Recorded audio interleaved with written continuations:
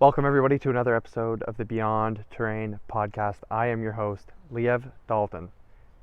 We have a very special episode for you today, and if you are new around here, consider following the show or subscribing if you are listening on YouTube.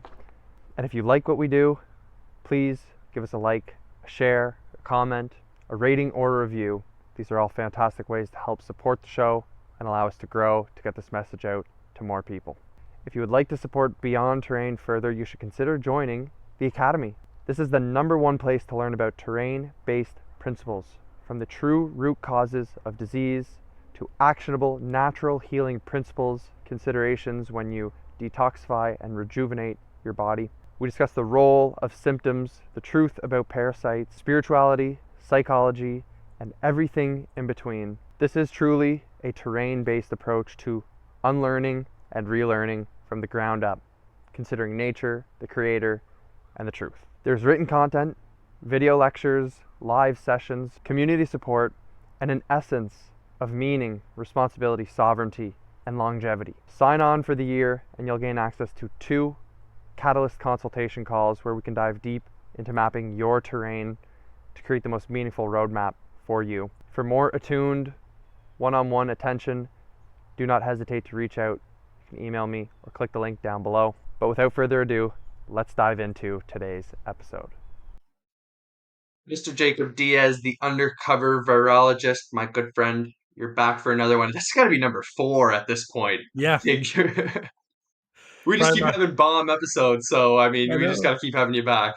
Probably one of my favorite podcasts for sure with you, always, because we're in the same boat too, both young guys learning. So love this pod, love talking about stuff, getting into the roots of everything. So hopefully this is a fire episode as well. Yeah, absolutely will be. We've been talking a lot too. We do that terrain wellness club in a couple of our communities there in the academy, Beyond Terrain Academy, of course, and Alex Academy. I know you have access to that link as well. So if people want more, right, of this, go check that out, because those have been really fun calls too. Yeah, you'll get tired of us. Yeah. But those have been really fun too. But here we are for the Beyond Terrain podcast, which is almost at 100 episodes. It's been going pretty well. So really happy, really grateful that you're here. There's been a couple bugs going around lately.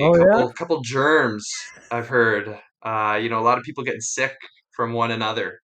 What are your thoughts on? I actually saw the other day a germ jumped from one person to another. He had like a knife. He went behind the lady, mugged her, dude. Yeah. Wow. Got to get them out of my country. I was kidding. It's flu-like season. It's cold-like season. It happens literally like clockwork every single fall and winter, essentially. I mean, we live in the same area of the world, so when it gets cold, people get sick. That's what happens. And this is not something to, sneeze at in terms, literally, not something to sneeze at in terms of germ theory, where we're like, we're going to use the people getting sick as the effect, as proof that germs exist and cause disease. That's not what we're doing here. So before I even go into it, me and people that listening may know that detoxification comes in many different ways. You can have a fever, you can have sneezing, vomiting, diarrhea, whatever. But in philosophy and principle and terrain-based philosophy, that is your body releasing the trash that has accumulated over time. And part of that releasing can definitely be enacted or exacerbated by changing environmental factors. A lessening in humidity, which is usually what you see in fall and winter. A drop from warm to cold. Obviously, that's going to affect the body. The nervous system is going to affect the respiratory system. And one of the easiest ways to understand cold specifically was explained to me by Dr. Kaufman, where he said that you can think of it as like an AC filter change. You have to change your filter in your AC periodically. Same thing with your car. Because if you don't, all the garbage is going to accumulate and things won't not be able to filter properly.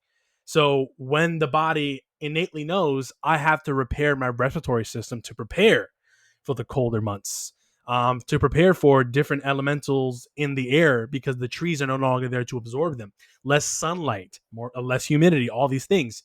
I'm going to have to excrete all the mucus that's been there, all the trash that has not gone out. And that's your cold or flu. And then depending on how healthy you are, If you're really healthy, you may just have a couple sniffles, maybe a little congestion, you're good. But if you are really not good health, you're eating garbage, you got your vaccine, your flu vaccine, you might get a 2 week, 3 week bout of flu like symptoms.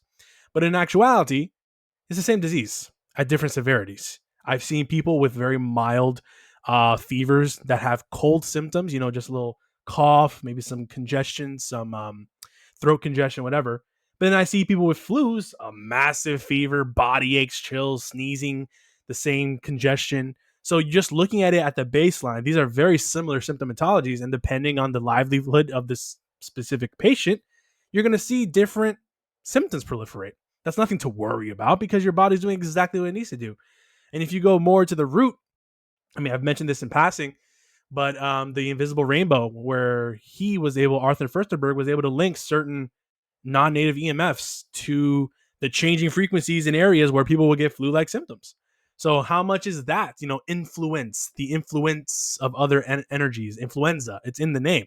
So could there be something there where the lessening of solar radiation from the sun, we're not getting as much sunlight, it's more cloudy, more EMF bombardment, something along those lines where you get more influenced by these non-native EMFs and you get sick. We look at the symptoms of electromagnetic wave toxicity, or EMF toxicity. It looks eerily similar to colds, flus, supposed COVID. The connection with COVID with 5G. There was a connection there with people getting sick in 5G. So it's of my belief that obviously there is not a germ passing from one person to another because we can't find the virus. Obviously, like that, we're gonna beat a dead horse with this hammer. No virus has ever been shown to exist. Bacteria, fungus, they exist, but they're not the cause of issues. The old contagion studies with the Spanish flu and Rosenau rather, and many thousands of literally others studies have shown the same exact stuff. So in order to get to the root as to what's really the cause of these issues, we have to remove the previous hypotheses that have been falsified. And a lot of time, people have that. It's a hard time for them because they think that falsification requires replacement. It doesn't. If you falsify something, you're not required to provide another explanation. It's me and you's job, other people's job in the terrain space to really find what's being this cause. But to think that, oh yeah, viruses don't exist, but okay, they must exist because I got a flu. That's not how it works. That's not logical. That's very fallacious in reason. We have to truly understand how the body works, how the body adapts, and it's intelligent. If you do need to go through this process, you will. No amount of remedies is going to stop your body from releasing all this stuff if it feels like it needs to, and that's okay. Just support that process, and you'll get better. And in most cases, when little kids get cold or flu-like symptoms, if you nip it in the bud quick with some herbals or some sauna work, some body work, just giving some nutrition, chicken soup, really nutrient dense stuff, raw milk, they'll get better. But if you are in instantly giving them ibuprofen or fever medications, cough syrup, flu medications, they're going to get worse. I've seen it firsthand. They get worse. You suppress, and now their fever jumps up to a dangerous level. They're getting body pains, hallucinations, all these things. And now you go to the hospital, and then now they put you on a ventilator, and then you're really cooked at that point from the hospital standpoint. They can easily hurt you or kill you. So it's the way we see this disease process as an act of health, an intelligent reaction to the environmental changes. The Chinese knew this in TCM. Different weathers will lead to different pathologies. There is damp heat, there's damp cold, there's dry heat. All of these things, exposure to cold air, all of these things can lead to different pathologies. And that is just your body responding, adapting. Because if it didn't adapt, we would be dead. Adaptation is the number one power that all humans have. We can change to environments very quickly, and symptoms are a part of that process. I don't know why now we're so scared of these things when it's a good thing really when you're going through them. Yeah, well put. And there's so much gold in what you just said there, and I think that you alluded to so many amazing things. The electrical side of things, so interesting. Arthur Furstenberg, the invisible rainbow, influenza being a totally different thing before, what was it, 1889, Yeah, something when the along. Yeah. first that's when they started introducing, electricity, like in the cities, they had wires starting to run. And in 1889, that's the first year that you had the yearly flu. Yep. Before, influenza was discussed as being like more plague-like, like it would come in. So, they still thought it was kind of like a contagious thing, but it would come into a city, half the people would die and then it would leave. Now, old plagues, obviously, we could dive into this, but we'll save that. I think we might have alluded to that in other discussions. Hey, we did. It's just mass environmental toxicity, right? That's simply put how you would explain it's not a contagious disease. So we'll leave it at that. It's just mass environmental toxicity. A lot of these, cities in the past, metalwork could get contaminated in the water. You'd have high amounts of toxicities, in many different ways. Metalwork, smithing, mining, these were all very common practices too that led to contamination. And poor Yeah. water practices was contributing to that. And one of the you mentioned One it thing, before I yeah, even go ahead. forget. One of the very first instances and cases of chronic fatigue syndrome were Mm, people that were living along the railroads where they were yeah, using these telegraph lines and railroad lines that is then conducting a non-native electrical component that then affects people physically. Literally, they were having chronic fatigue, or what people would call now as fibromyalgia, these weird musculature, fascial like diseases, all because they were living near these energies. So that just yeah, shows you how influential all of these powers are to the human body biologically, at the very least. yeah, 100%. What else happens when it gets colder? All summer, oh, here we go to the beach, we go to you go to the park, and you're barefoot, and you're grounding a Mm-hmm. lot. And it gets colder, and guess what? Everyone puts their shoes on, they bundle up, and oh, it can't be cold. I continuously go outside barefoot. I try all winter long. Even in February, sometimes it'll throw like a 20-degree day every once in a while, and it'll be raining, and you go outside and you ground. So like continuously doing this practice is one way to mitigate the effects of EMF. Like you mentioned, do EMFs ramp up in certain weather conditions? I wouldn't be surprised if there's a connection there, because we know that there are native electromagnetic frequencies that come when storms roll in. And I mean, you think of thunderstorms, right? Lightning, these are electrical things, right? So there's likely some sort of coordination with the changing of, the weather. Um, but again, we can still mitigate this. Like we have power here. Keep going outside, keep grounding, run around barefoot with your dog. Like my dog barefoot all winter. Why can't we do that? Exactly. You know what I mean? Exactly. Like all these like animals, and that my dog doesn't get a yearly flu, Mm. and I mean he's a pretty healthy guy. The other thing is that you mentioned is continuously putting toxins into our body, like getting the flu shot, right? Yeah. Every single year. Like if your dog always gets his scheduled injections, these are ways that toxicity is continuously getting forcefully introduced into the body. Obviously, there's toxicity everywhere, but then you wonder, like, oh, well, why would I need a yearly detox? It's like we're one poisoning ourselves intentionally, and Exactly. it's happening involuntarily as well. So these are some of the things, right? And then you mentioned suppression, which is another thing. When you suppress, maybe you get the flu in the fall, and then you get it at Christmas, and then you get it at March break, and then you get it at the start of spring, and then one maybe in the summer, and then all of a sudden it's and you continuously keep getting the flu over and over again. But then the question you should ask yourself is, well, did you ever let it manifest? Did you ever let the flu run its course? Because I'd be really curious what would happen in the fall if you just let it. You just suffered for like 2 or 3 days, or you might even be a little bit less if you take the right natural preparations. But what would happen if you let your body manifest and get the stuff out? Because they're all excretory symptoms or inflammatory symptoms, which are both healing. you know Excretion is detoxification. Inflammation is like healing that place. You get more blood, you get more nutrients, you get more so-called immune cells, you get more bacteria, Yeah. you get more everything at the site, and your body heals itself through inflammation and it excretes, right? So, I would be really curious to know. That's like one thing you can ask yourself, like, oh, well, I got sick 3 times last winter. Well, it's like, did you suppress it every single time? Or Exactly. did you have a hot bath? Did you support your symptoms? Did you do like a steam, to try and help, maybe the mucus get along, and these are all questions that we have to ask ourselves, because there is, and you could see it in nature, the leaves on the trees, they fall, right? You could see that there is something with the changing cycles of nature, the adaptation, right? So it's important that we consider that, but then continuously, like the leaves don't fall off the tree 10 times, but we also don't suppress the You symptom don't of the suppress the leaves tree. falling off the Exactly. tree. Like we don't inject the tree to like with something that keeps its leaves on. Like these are the questions that we have to ask ourselves when it's getting back to nature, right? These are the things that we have to ask ourselves. So, anything you want to add to that there? No, I completely agree. I use that example all the time when people like look at the trees, look at the beauty in its adaptation. It gives us the last snapshot of beauty, and then they die, and all those leaves fall, and it provides nutrients to the grass on the soil. Rather, it's part of the beautiful process of adaptation. So if the trees adapt, if the ducks that you see, or the geese rather, the geese fly in a migration form and they go to a warmer place, they adapt. Why wouldn't humans adapt the same way? We have to, because we're not ducks. We're not going to migrate. We're not geese. We're not going to fly out.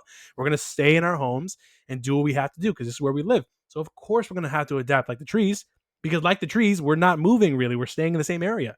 So it's like it's really logical and easy to understand when you just look at how nature works around you, how everything has to change in the same exact time period.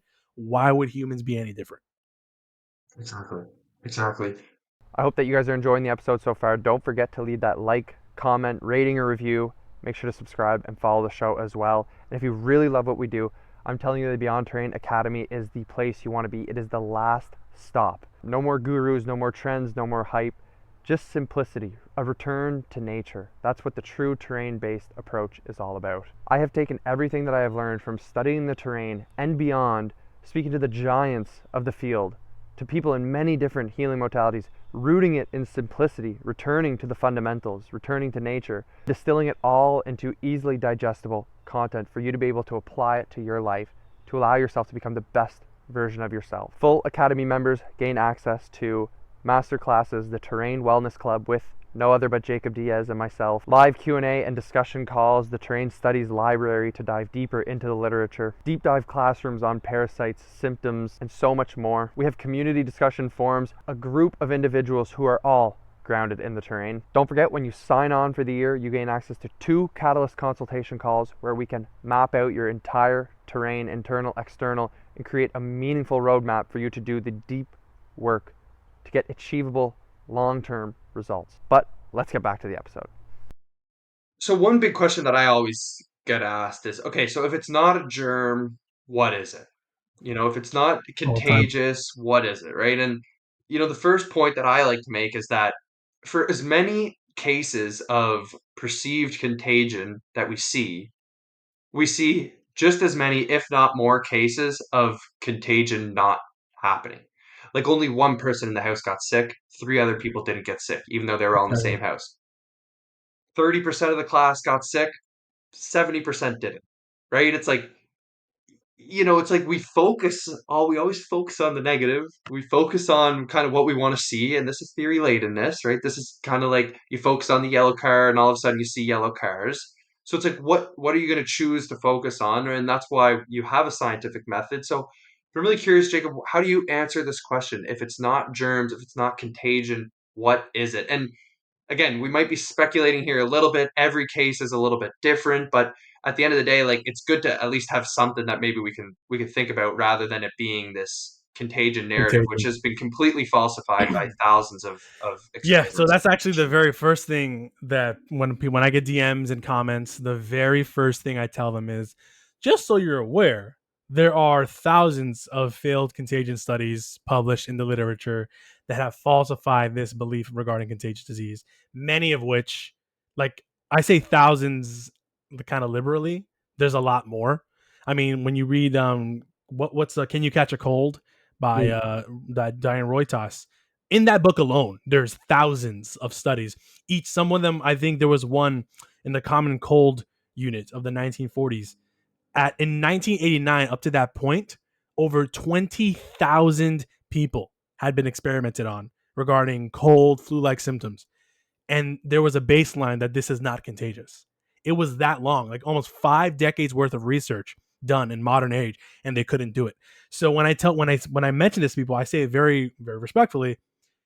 The idea that I need to provide another explanation of contagion when it's already been falsified, That's a huge issue with your argument right then and there. Mm-hmm. Secondarily, regarding contagion, I always mention this to people, like, if I poison a pond and a bunch of fish get sick, was that a virus or was that a new toxin? Obviously, everyone would say it's a new toxin.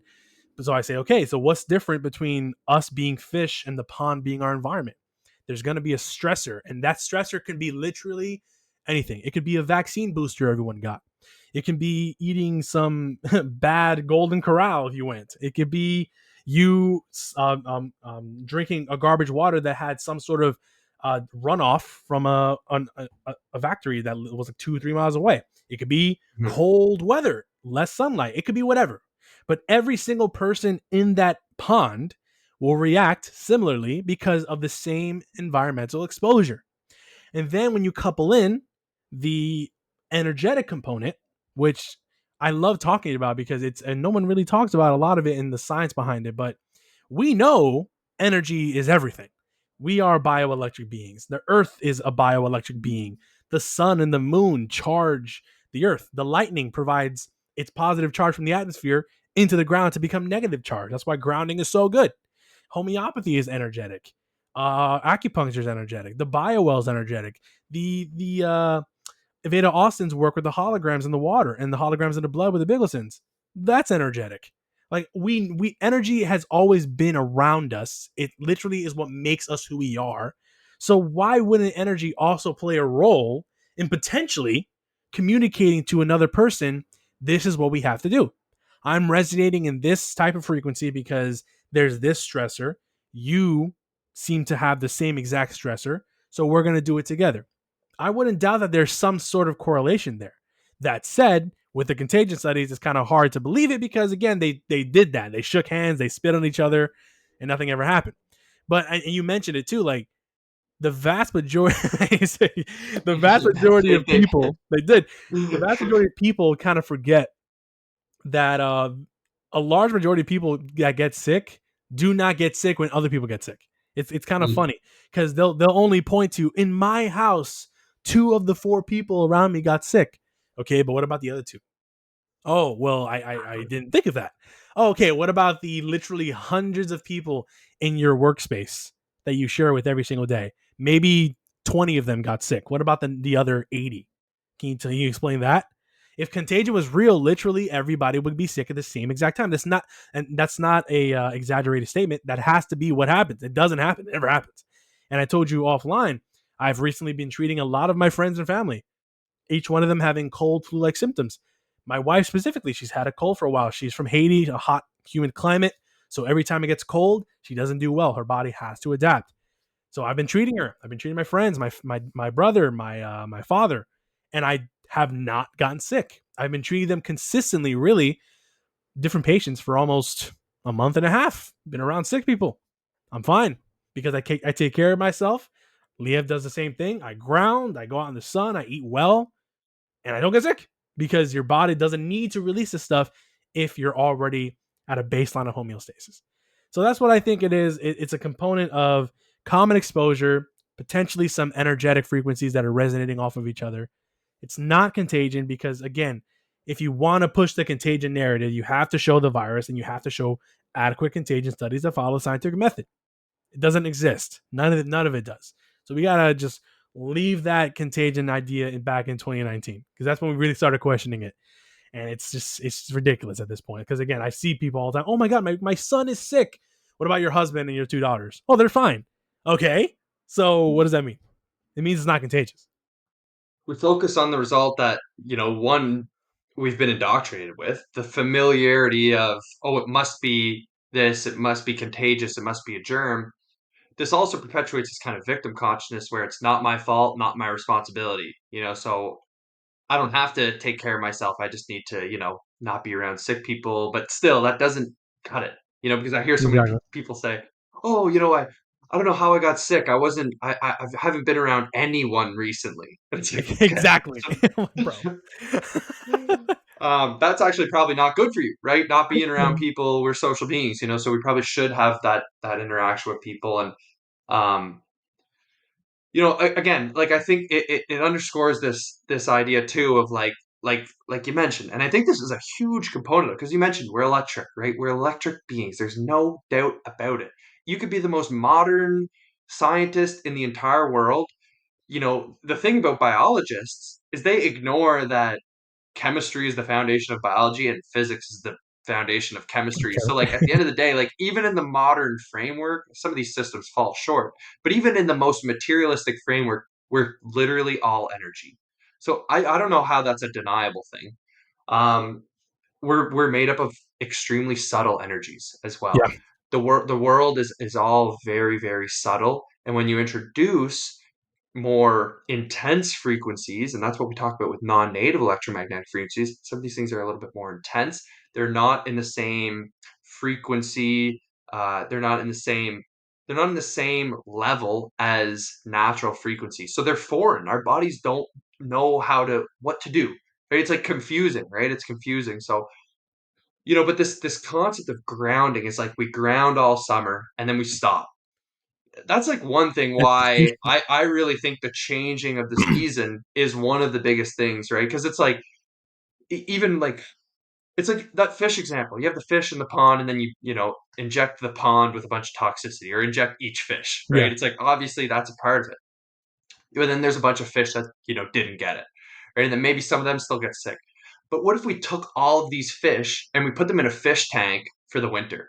Hmm. We took away their grounding. We took away the whole of nature. We took away that essence of nature, that energy of nature, and we put them inside and we blasted them with LED lights after the sun went down, and we did all of these things, right? So like Hmm. these are sort of the hidden sources of toxicity that a lot of us overlook as well. It's like, well, I'm so healthy. Why did I get sick?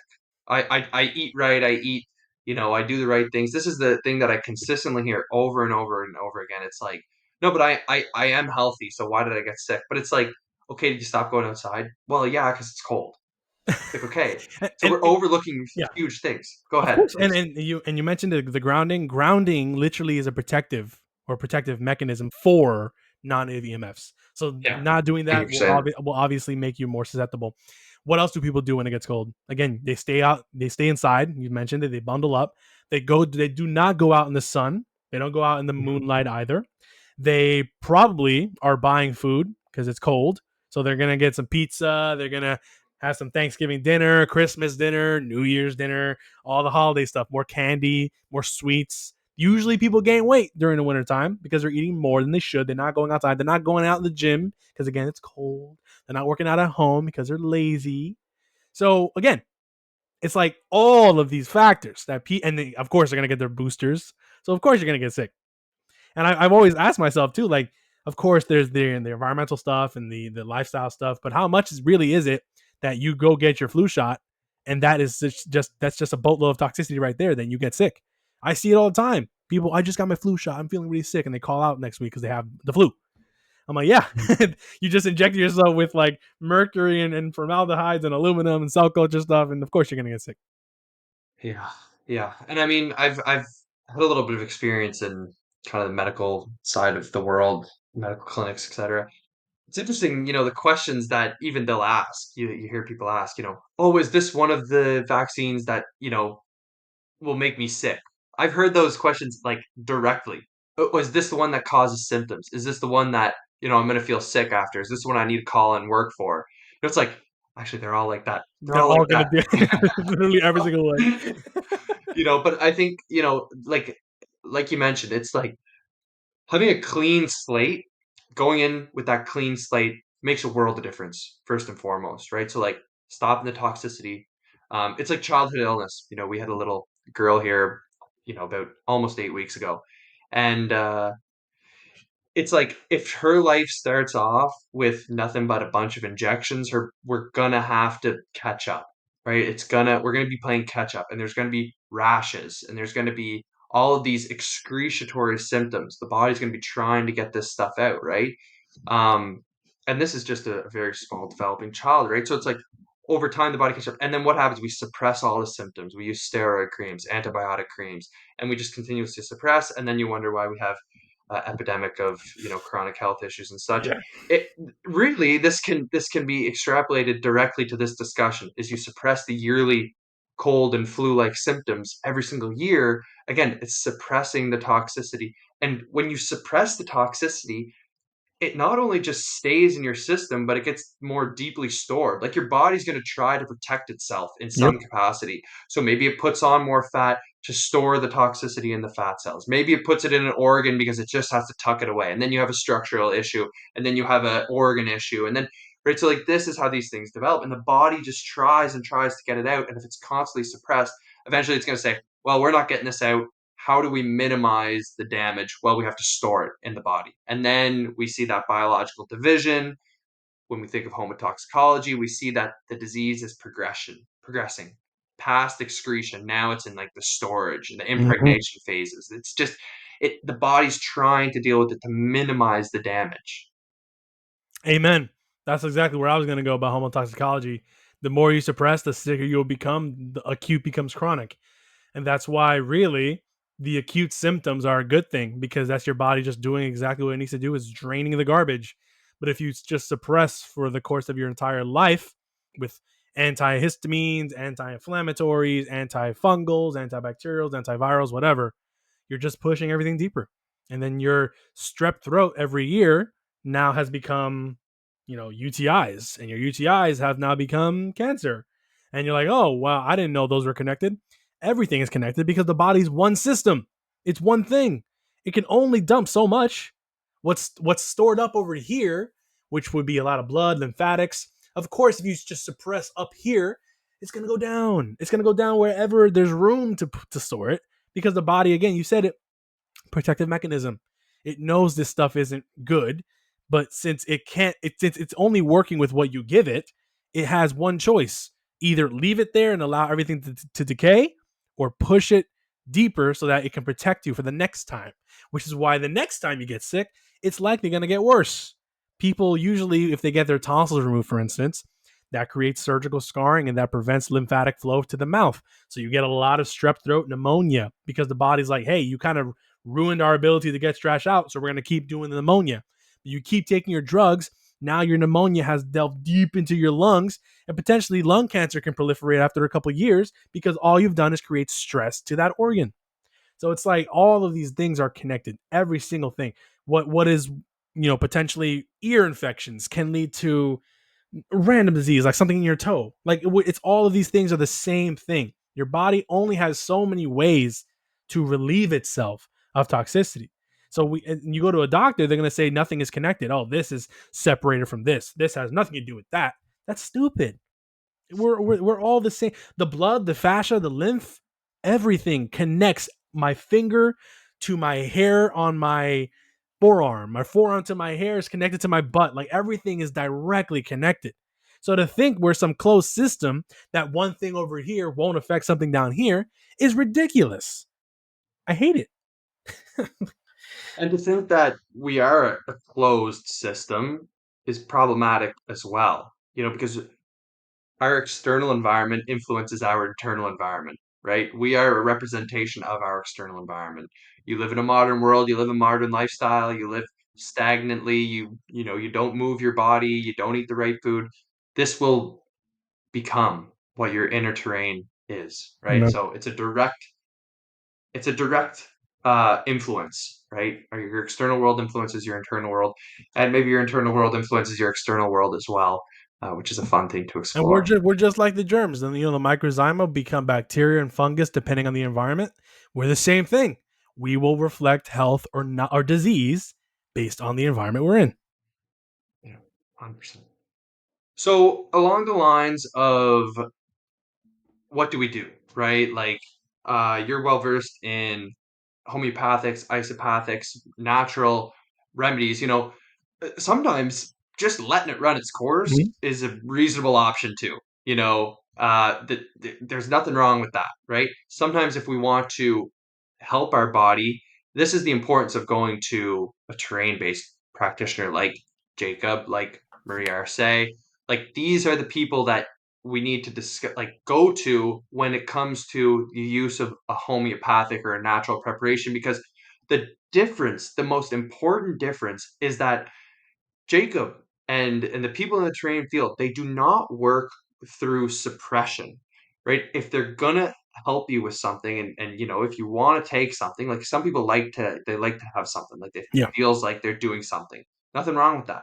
But it needs to be done supporting the body, like allowing the body to progress in the right fashion, like allow the body to continue, like to finish out the process Mm. that's happening, right? So like if you have a cough and you take cough suppressants, you're not actually helping yourself because the cough stopped, right? But maybe, the better way to go about this is Jacob likely has a homeopathic preparation that helps it resolve, like gives the energetic pattern for the body to go back to health, Yeah. right? The right way.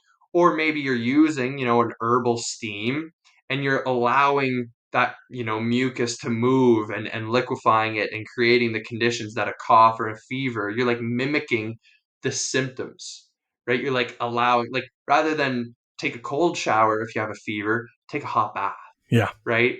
And I used to do, like, if I was sick with a fever, I'd hop in a cold shower and I could go about my day, but I was suppressing that fever, and then that night I'd be done for it. Yep. That was like my way to push through, and maybe that's a better way to push through than taking a Tylenol or ibuprofen or whatever. But you know, now what happens if I ever had flu-like symptoms? It happened to me like about a year ago.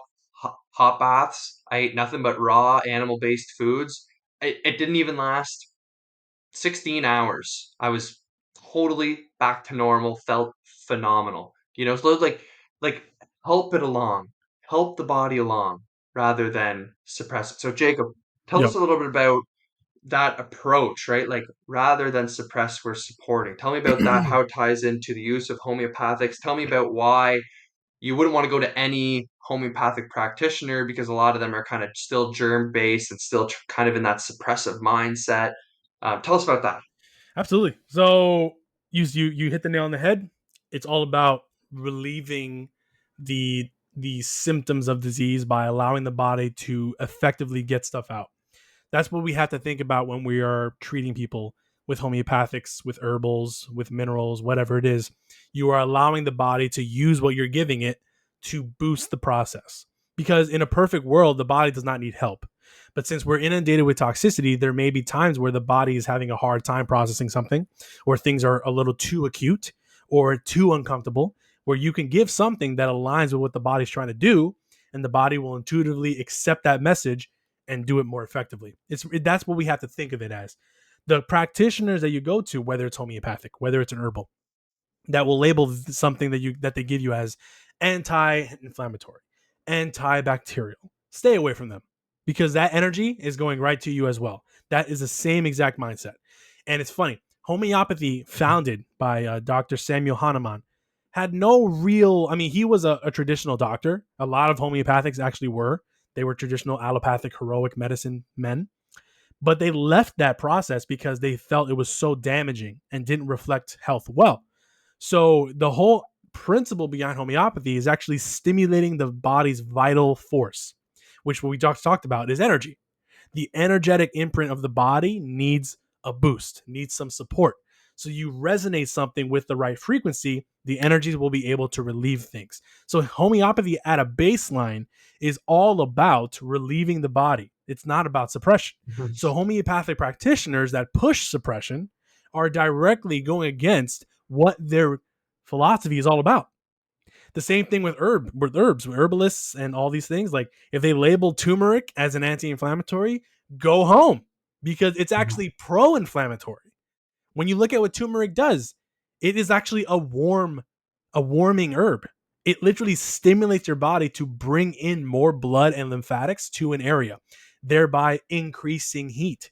So claiming that it's an anti-inflammatory as it literally boosts your warmth is ridiculous.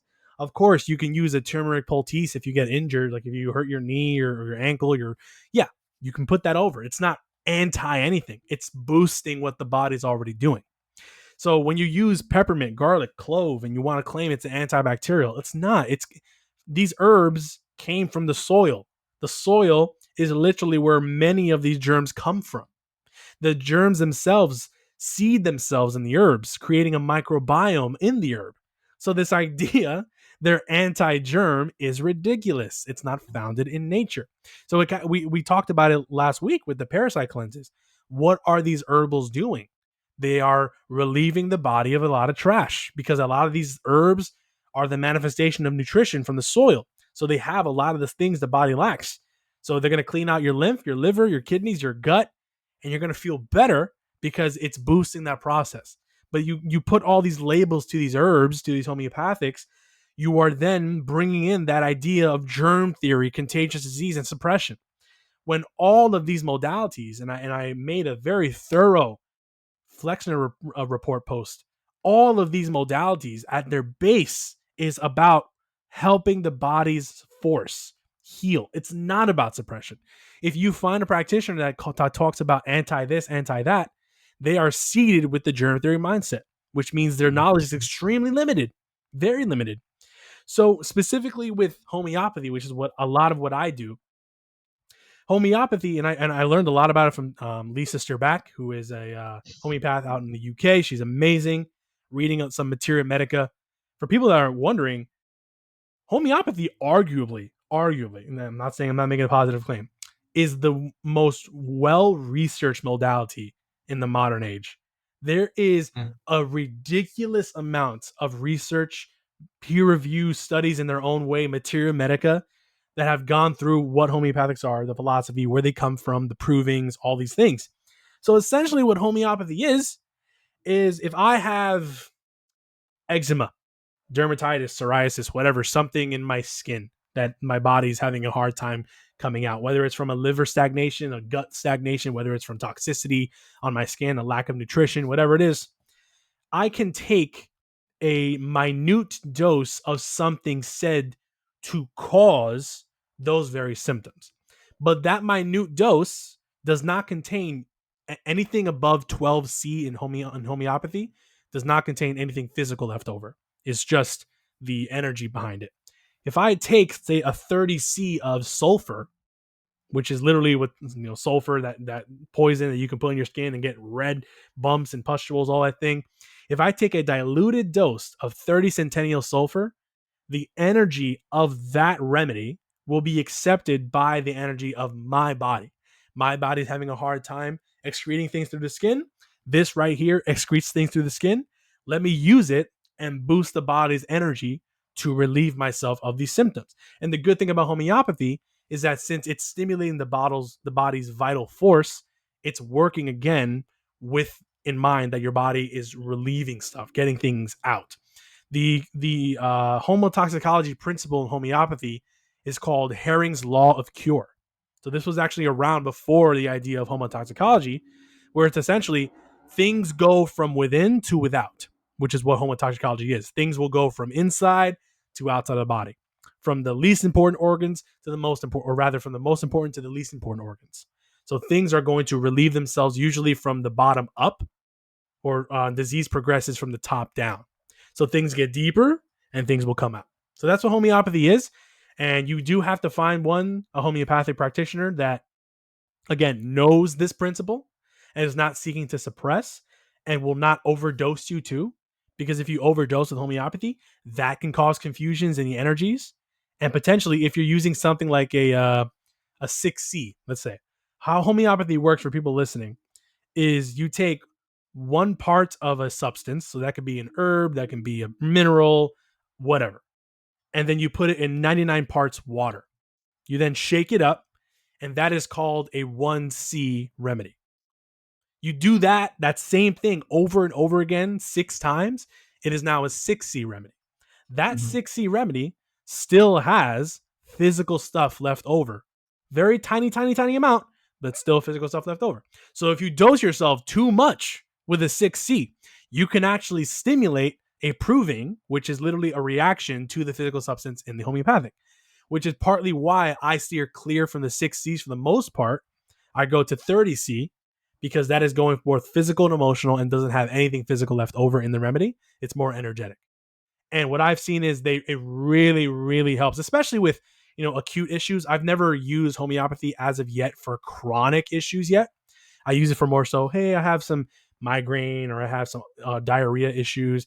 I'll give you 1 or 2 doses of a homeopathic, and it really does help if it resonates. At least you have to find a resonation, a good match for the remedy, and then you can also use the herbals. You can combine some of these things. I'd give you homeopathic, maybe 2 hours later. Do take some herbs to help stimulate the gut, some psyllium husk, some burdock root. Maybe take a spoonful of raw honey if you have a sore throat. That's fine. On top of your Pulsatilla 30C. But you're working with the body with what it wants to do. You're not suppressing. And I think people do get confused sometimes because they think homeopathy suppresses. It doesn't. It's stimulating the energy of the body itself. It's just boosting things.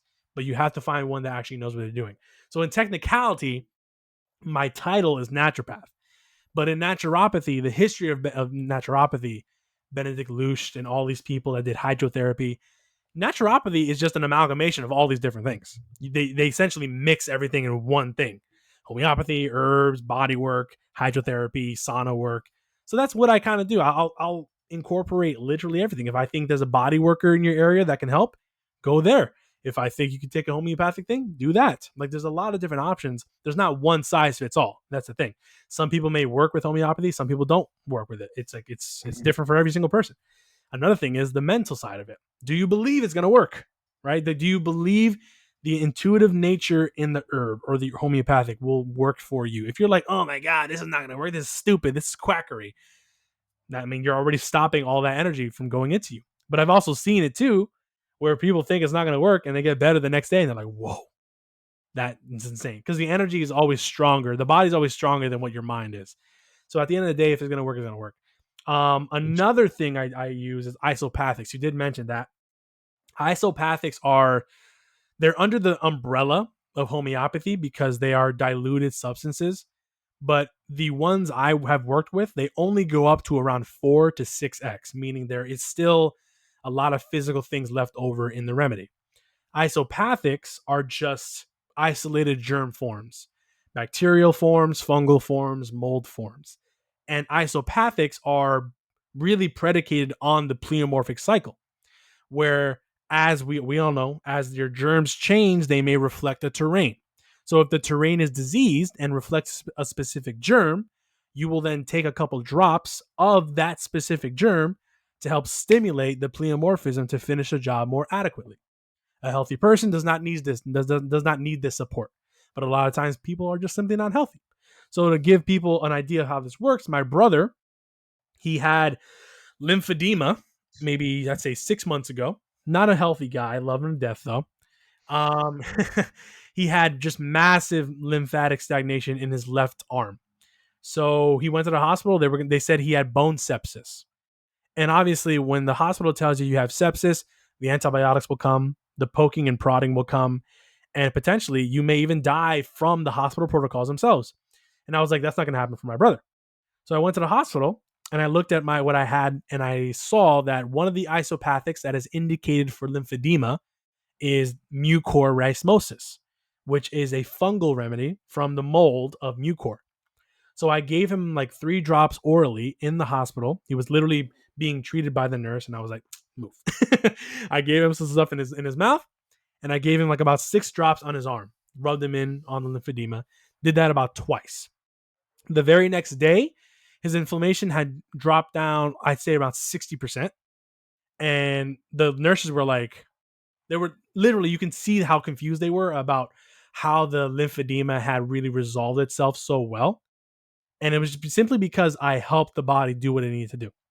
And then I got him a copper brace, put it around your wrist, help with the flow, the electrical flow, and he's good. He still has his arm to this day and feels perfectly fine. Did not develop any sort of sepsis because that's a massively overdiagnosed state. I say diagnosis really that people get. I think where was it? Over almost 50% of sepsis cases are not even sepsis. It's funny because they kind of throw that around. I see that a lot where, oh my God, what if I get sepsis? Well, I mean, can we actually make sure it's actually sepsis and not something else? So yeah, I used it with my cat as well. My little kitten, when I adopted him, he had some conjunctivitis, and I gave him a couple of drops of Mucor, which is also indicated for conjunctivitis. And lo and behold, his eyes are still here to this day, and it helped him very, very well.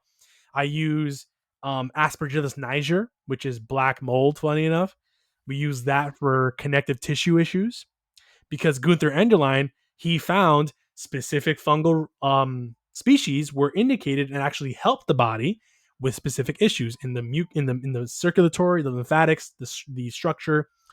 And it's funny because a lot of these remedies, they're based in supposedly allopathic pathogenic microbes, but that's not what we're doing at all. We're stimulating the pleomorphism and we're giving it the nudge that it needs, which actually proves to me in concept the pleomorphic factor. Because if germ theory were true, I would kill somebody with these remedies instantaneously. But that's not what happens at all. We're working with the body. So there's so many indications for isopathics, and I've just kind of combined both homeopathy, isopathy, and herbals just to find what will work for some people. Isopathics are also very strong. So again, you have to find someone that knows what they're doing.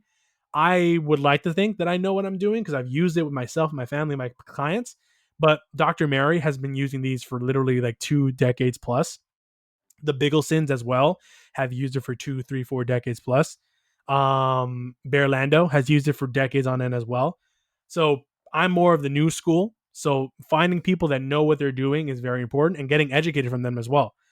I'm going to plug in if people are interested in working the biomed.com. They make homeopathics, but they're based out of Canada. They provide 10 different courses for free of just learning about isopathics, the philosophy behind them, and how to use them. If people want to do it, put it in your toolbox, you can use it. And another funny tidbit I forgot to mention is that the antibiotics that were used in the 20s, 30s, and 40s, all those things, they're really the 40s, really, those were isopathics. They were not antibiotics. And that's something that I always tell people because they always say, oh, well, antibiotics save this, that from people, this, that. How are these antibiotics made? They were literally made from molds. They were literally made from metabolites and enzymes that were created from different fungal forms. So they took that and they started giving it to people and they were getting healthier and better. So the idea that we label the antibiotics that we have now in 2025 as the same ones that we had back in the 1930s and 40s is ridiculous because what we have now are synthesized copies. We have petrochemical dyes, all those things that are used as antimicrobials when they are actually by definition anti-life. But the original, penicillin, the original ones that were extracted from these fungal remedies were actually quite helpful because you're using the same exact principle that we are using for isopathics. So just to get that into people's heads too. Like that. That's really great addition. Yeah. Amazing, brother. Amazing. One of the things that sticks out to me when we talk about herbals, like I've been loving the concept of herbology lately. Like I absolutely love it. I think that we can get caught up again in this kind of more modern framing of it. Like, how are we using it now? Is it 30 days of capsules of way more that you would take in a natural quantity? Like what's the difference between like herbs from a supplement store versus wild foraged Yeah. herbs that are picked that are biodynamic, maybe biodynamically grown, but at least have that principle of nature. Once again, like wild foraged herbs would be ideal. Biodynamic, permaculture, this is like second best, right? Pretty freaking close. There's a big difference there, because even something like turmeric you mentioned, you see videos online of people, they're filming like a turmeric farm and people are literally spray painting the turmeric orange, Mm. right? Like they're like again because these are massed farm things, and they're contaminated with heavy metals and other toxicities. Literally, they're like they've painted turmeric orange. That's insane, right? Like It's that's actually insane, crazy. right? So the It's toxicity insane. that comes, like this is what's coming in a lot of your supplements. So like source matters. So like if I'm I cannot freaking say that enough. yeah, Don't get your Amazon turmeric, please. Go if there is an herb store in your area or a supermarket that has turmeric root, get yeah, that. Make your yeah, own tea, make your own pull teas. If the mhm, supplement company is again organic, does third party testing, and you trust them and they're getting from good source, then yeah, do that. But a lot of these supplements are really pharmaceutical in a way. A lot of these herbals are just formulated green allopathy. That's all it is, and that's why they're not as effective as the natural stuff are. So yeah, usually I'll take like extracts of herbs, like the liquid extracts themselves that are just extracted from the plant from steam or whatever, or I'll take herbs from a garden or herbs from a supermarket and just formulate that. Or if you can find supplements that you trust, a good quality oregano oil, a good quality garlic oil, whatever. Do that, but it's much, much better to grow your own stuff and then use that as the basis. Couldn't agree more. The thing is that as companies grow towards industrialization, that's when industrial contamination comes Yeah. into play, right? So, like, again, I would just look locally for your local herbologist. Oh, I wild foraged all these. Like I was talking to a guy at a farmer's market. He's selling mushrooms, medicinal mushrooms, gourmet mushrooms. Wild forages everything himself. And he just sells it until he sells out. This guy is like, you could talk to this guy for hours, like doesn't see the light of day except for the market, but he's just in the woods, like Hey, man. slinging mushrooms. You know He's what I probably mean? gonna Like, live till he's like 120. yeah, exactly. This guy will live, with the woods, right? Yeah. This is the difference, right? So, like, again, connect, and like we talk about, connect with your food and let food be thy medicine. There's no doubt about that. But let thy medicine be thy medicine as well, and Hmm. source that and have a connection to that just as well, right? Like those are important things that we overlook. Right? It's like, oh well, my herbs didn't work, but I ordered them all on Amazon and I took incorrect quantities and there was no resonance, Yeah. or resonance can also be used in a harmful way. Like if you're like, you wouldn't just go and take a bunch of homeopathics for no reason, No. Yeah. right? Like this is going to throw off the resonance of the body, just like if you the resonance of certain frequencies in our realm, like this is going to throw off the balance of the body, right? So finding that correct resonance, which is why having someone like Jacob, I mean, would be that's my go-to if I'm ever homeopathics. Like, you need someone that's terrain based, because you can use these things with an allopathic mindset, and often that mindset and intention is just as important, Yep. if not more important, than sort of what's being done, right? Use it in the right way. So I love that connection that you made at the end about the old antibiotics versus kind of the Yeah. modern ones. um, that was something that confused me for a long Yeah. time, that I never found the answer to, so I'm really glad that you brought that up. You just That look it up really how they interests how me. they were. I forgot this guy's name in the 20s that he was like wiping down these plates that had like a lot of bacterial buildup, and he found that the plates with the fungus didn't have bacterial buildup. So that was Yeah, the principle behind using fungus as a antimicrobial, which is funny because how can it be an antimicrobial? Because it's a yeah, fungus. So when yeah, you look at how they synthesize these original fungus, it's basically the same what they did with isopathics. They're just taking the fungus and feeding it something, it spits it out essentially, and that you can use that as a medicine. So now, again, 2025, what we have now is not the same thing at all. That's why everyone's allergic to penicillin, because that thing is a toxin. Your body does yeah. not like it at all. So yeah, there is a clear distinction between what we did back then to now, for sure. Yeah, amazing. Yeah, and this works with the pleomorphic cycle, right? You Yes. see fungal stages at the end, and when you see increases in fungal stages, there are less bacterial stages. Mm-hmm. Just like when you see increases in bacterial stages, there are less microzyma present. Like this is what the original gangsters, like Antoine Michon, saw. You know what I mean? Like that's what they saw, Yeah. right?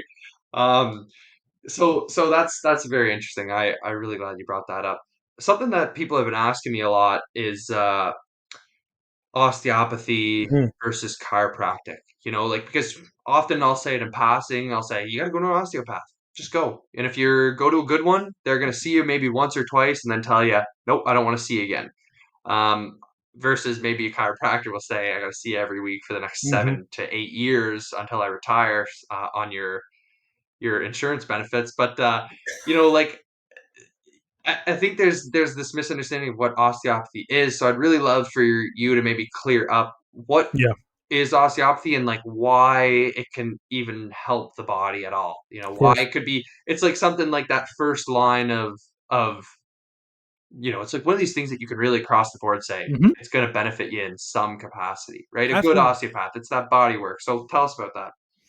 So, regarding, we'll do chiropractic at first. So I told Yeah, you sure. offline, but chiropractic, if it stayed what it was originally, it would have been great because chiropractors have kind of they focus way too much on snapping and cracking rather than getting to the root as to why your structural issues are there.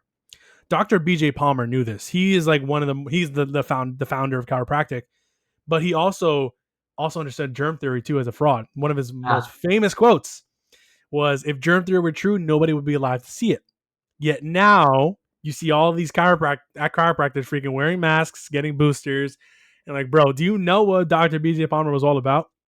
So I'm not inherently against, chiropractic work if they are a good chiropractor. There's just not a lot of good chiropractors. Dr. Esposito, Vincent Esposito, he's great. He's a terrain-based chiropractor. So yes. go to him. Yeah. If you're in the New York area, go to him. Well, Um, Dr. Lando, he was yeah, trained in he was chiropractic. too. Yeah. So there is a logic and good just principles behind allowing the body to relieve tension through deep tissue, myofascial work, and potentially, if there's injury, helping the body be pushed back into place. Of course, that is good. They do it too much, and you mentioned it. You go into a chiropractor every week or twice a week for 6 or 7 months on end. You're doing a lot of, I don't want to say that word, but you're like kind of raping the structure of the body in a weird way, where you're just forcing it, just boom, boom, forcing, and that is traumatic in its own way to the body. It doesn't want to be moved that way, which is why those older chiros, they worked a lot with the tissues, with the slight. They would obviously crack and snap. I think there is a benefit to that at times, but not just like gripping your spine and just crunching you in ways. Those funny videos on TikTok where you're like me at a chiropractor and they just throw you. And it's like, yeah, there may be a place at times that you're really chronically stuck for something like that. Sometimes for me, I'm like, yo, sometimes I just need an old Chinese lady to step on my back as hard as she can, just jump on it. Because I'm like, sometimes it's got to be snapped. But other times you don't need that. Most cases you don't need that. So actually, in the recent event that we had at Terrainology, we had body workers there, both of which were kinesiologists, applied kinesiologists. And that is actually very similar to osteopathy, where instead of cracking and snapping, they were doing a lot of stretching, they were doing a lot of breath work, pressure changes in the musculature, and it really, really helped. So with chiropractic at a baseline, yeah, you're dealing with spinal and nervous system functions, the nervous system controlling a lot of the body. And a lot of it primarily is when there is a spinal misalignment, disease will follow. And of course, there is adequate research to say that, and it helps increase nerve flow as well when you do chiropractic sessions. But osteopathy, on the other hand, is really the mother of chiropractic. Osteopathy came first before chiropractic, like 2 decades before. Dr. Andrew Taylor Still. And he saw the structure of the body not only as a solid structure of muscle and bone, but of liquid. So he called it the primary respiratory mechanism. And this mechanism is how blood, lymphatics, water, cerebral spinal fluid, how all of that flows within the structure of the body. And then when there is an impedance in the structure, that fluid flow will be disrupted. When that is disrupted, there is less lubrication in that side of the body. Therefore, disease can proliferate. So instead of snapping and cracking, usually what a good cranial osteopath will do is they will literally put their hands on your feet or your head or your hands and just hold it there 5-10 minutes at a time. And they'll feel the pulsating of the fluid flow. When they feel how that's going, they'll then start to move their hands around your body to find where the stagnation is. Where they find the stagnation, then that's when they'll start deep tissue stuff, potentially snapping or cracking, but most of the time it's not that. They'll do some muscle manipulation, some myofascial stuff. They'll use a percussor, which will literally like press on the muscles. They'll push you. They'll just stretch you out. And a lot of it is very easy on the body. It's very delicate because they don't want to have to force the body to do what it needs to do. That's why you'll see a lot of cranial osteopaths work with children, like little kids, babies, because they have to be very, very light and with the body structure of the baby because it's still developing.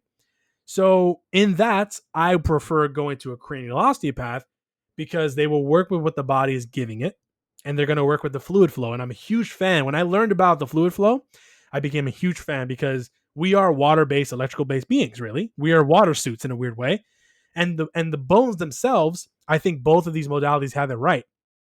In both osteopathy and chiropractic, they view the bones more so as tissue, as living Mm. tissue, because bones are not stagnant. They move with the primary respiratory mechanism. They move ever so slightly. They have tubules. They have blood and lymphatic tubules in the bones. The cranium is four different structures. They pulsate. Everything expands and contracts. In osteopathy, they call the cranium a diaphragm as well. There's like the six diaphragm philosophy. Because when you think about it, everything in your body is kind of like a diaphragm. Everything is breathing, contracting, expanding, contracting. There's blood flow everywhere. So everything's slightly moving. They're able to feel that. Chiropractic, on the other hand, they know this, but a lot more is just kind of forceful. So in that, find one that's good for you, a cranial osteopath. The only thing is, and that's the caveat about osteopathy, many of them are just medical doctors now. Mm. They don't even do body work. So it's I'm like, why do you call yourself an osteopath at this point? You're just doing medications and vaccines. So there is a cool, and I'll pull up on my website to make sure I'm not butchering the name of this website. There is a osteopathic not encyclopedia. It's a website that you can find Actually, ones that actually do body work. yeah. So it's called, let's see, osteo So, the Academy of Osteopathy.org. That's what it's called. So if you go to the Academy of Osteopathy.org, there's a section called Find a Physician. And when you press Find a Physician, you would input your zip code. So in this case, I'll put mine for now. And then under primary specialty, actually, I'll just share with you. I can't share your screen. Never mind. Can I? it's all right. No, no, not on It's this. fine. It's fine. So I'll just say it. So under primary specialty, for anyone listening that's on the website, academyofosteopathy.org, you scroll down until you see osteopathic manipulative medicine, osteopathic cranial manipulative medicine. That's what you have to press in order to find a body worker that actually knows what they're doing. So when you press that and then you press search, the ones that do cranial manipulative medicine in your area will pop up. Usually there's about 2 or 3 in your immediate area. Sometimes it's a little far, maybe 40, 50 miles. But as Liev said, if you find a good one, you're only going to go there 1 to 3 times. After Mhm. that, your body will like just accept everything and just start working really well. And I'm a huge fan too of doing cranial manipulative medicine once a year, maybe twice a year, because we gain a lot of tension over the course of our lives. Our modern world is extremely stressful, and stress is disease, and disease creates stagnation. And also injuries too. You know, sleeping wrong and Mhm. you got hurt, you got hit by a car, sport injury, whatever. Go to an osteopath, a good one. Find them, and then they'll be able to help manipulate some things. And as a naturopath too, if I see someone, for instance, that has chronic stagnation in their liver or in their lung, first thing, yeah, go to your osteopath. We're going to try to open things up. After that, then come the herbals, then come the homeopathics, because that's supporting the body. Like, for instance, if someone came to me like an athlete, oh man, I have a knee issue, I have this inflammation in my knee. What do I do? Go to the osteopath, maybe do some acupuncture once a week as well. Then we're going to rub some arnica homeopathic gel. We're going to do some castor oil on it. We're going to do a lot of hot baths. We're going to do some ginger turmeric poultices, and we're going to do some strength training on the knee as well. And lo and behold, you'll start to heal a lot faster than getting some anti-inflammatories or a cortisone shot, which is what most of them do. So those are the main differences between That's those great. two. For all my Canadian friends up here north of the border, uh, osteopaths are not doctors in Canada. They're, for the most part, from my experience, they adhere more to traditional principles. Most of them craniosacral. They're not doctors, which I find really interesting. When I found that out about the States, I was like, oh, that's kind of weird. Um, doesn't seem to really resonate with the tradition, right? So, No, but that's great. Something I've racked my head around uh, was, obviously the primitive gold standard, they didn't need osteopathy, right? But Jacob, like you mentioned, the modern world introduces a lot of stress. Even something like sitting in a chair too much introduces that stagnation, right? Introduces that in unnatural biomechanic, right? The way that our gait, where feet are flared out. None of us walk or look or have posture like a primitive person. None of us climb every day, run and no, hunt and exactly. Those and primitives, they swim, were very active. They didn't have right? structural issues. So These things do allow the body, like in the right order, allow that bodily movement, the movement of the cranium, even chewing properly, Yeah. right, moves your cranial muscles, right? And so even though a lot of people do like jaw training, all these like look Yeah. smacks and kids, they all do this stuff. Now, if you're ever gonna do that, fine, whatever. I don't think that it's a harmful thing necessarily, unless you're too vain about it, but you need to go to an osteopath to make sure that your jaw is aligned properly, because you can that's how people develop that TMJ. That's how Yeah. people develop some of these problems structurally, is that their jaw's not aligned. You start training it and you're doing wrong. That will cause some problems, right? And the jaw, I mean, that's connected to the way that your shoulders That are is in the mouth. So if you're like foundation this, of your structure. The jaw is the right? foundation. And that's what Yeah, osteopaths teach. It's keeping your cranial structure steady and up. The second there's a misalignment, your shoulders, your back, your everything hips. becomes Yeah, misaligned. Everything. your So it all starts up here. Yeah, 100%. 100%. The feet influence the head just as Mm-hmm. much as the head influences the feet. And we don't chew we don't chew difficult or tough foods anymore. We Mm-hmm. don't, we're not like this is what it means when it gets back to nature. Like that's what we mean. It's like a whole perspective here. So osteopathy is one of these good modalities that does adhere to kind of this natural philosophy, right? Not necessarily acting by force. Maybe there is a time and a place for the cracking and popping, like you mentioned. But again, it's like if you need it over and over again, then we're in the same discussion as needing a parasite cleanse over and over and over again every couple of months because your symptoms just keep coming back. Right. So it's like the same idea of if you need something constantly, if it's a crutch, right, we're not actually escaping from the allopathic system. Right. We're Exactly. not escaping from the modern systems. So osteopathy is like one of these things where you set the body in the right fashion, things flow correctly, and then the body is allowed to self-correct, right? Like that's the idea behind it. And maybe chiropractic is necessary if there's more deeply stored things, like maybe a cleanse is necessary if there's deeply stored things.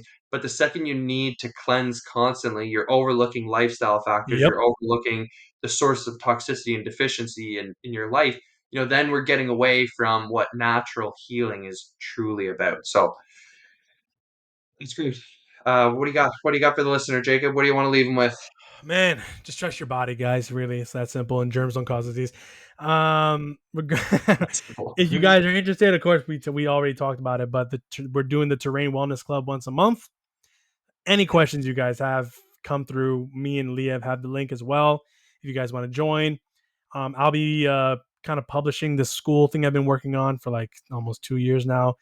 In sometime in November, maybe late December, depending, and that'll be like a course, a terrain-based course of everything terrain, from virology to Bechamp to Pasteur, all of these things, vaccines. So we're going to cover everything. And if you want to work with me or go to my research or posts, Undercover Virologist on Instagram, and then my website is terrainuv.com, where we can schedule consultations and actually work together, whether it's acute issues, chronic issues, or just even emotional issues too. Like a lot of it is emotional too. I'll work with you. So that's what I'll leave it at. Right on. Yeah. All the links, of course, will be down below. I'm really looking forward to that course. We've got glimpses of some of the Yeah. content. It's pretty deep. It's pretty comprehensive. What I love about the world today, kind of the upside of the EMFs and the technologies and stuff, is that we do get to connect. Yeah. And there's more people that are discussing the terrain than ever in history. And it is moving forward at a rapid pace, and it's an unstoppable force. Because, listen, Jacob, like I don't know about you, but it's really changed my life. It's changed my perspective. I don't I don't fear disease or chronic disease. I know that these things are in my control. I know that I can take control of my health. I know that I can implement healthy habits into my life. And obviously, like there's always going to be little sources of stagnation. There's blockades in the road, and it's not unnatural to seek counsel, right? It's not unnatural to seek advice. This was seen in the tribal settings with the elders, with the people who've been through it, the chiefs. This is the medicine men. I mean, this is what it's all about, community. And I'm just very grateful for this time and to have all the listeners and to have met Jacob obviously through this, and really grateful for your time, everything you do.